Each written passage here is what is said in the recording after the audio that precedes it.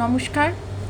5ই জুলাই শনিবার বাগবাজার গৌরীয় মঠ, সেখানে গান্ধর্বী শাস্ত্রীয় সঙ্গীতের অনুষ্ঠান।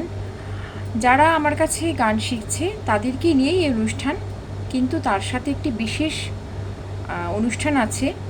সেই অনুষ্ঠানটিতে যিনি আসছেন তিনি বাঁশি বাদনে যিনি থাকছেন তার নাম দীপঙ্কর রায় এবং বি সুস্মিতা।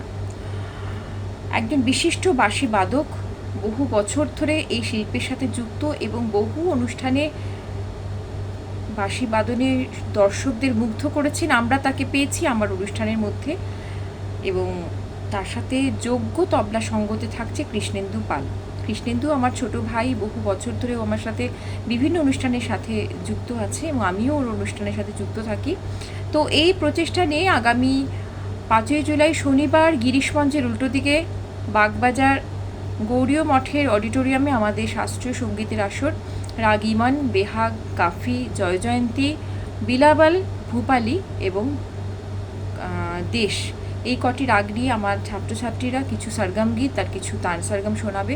যতটুকু ওরা পেরেছে তাই আমি নিয়ে এদের অনুষ্ঠানটি করছি, এবং এটি প্রতি বছরই আমি করে থাকি।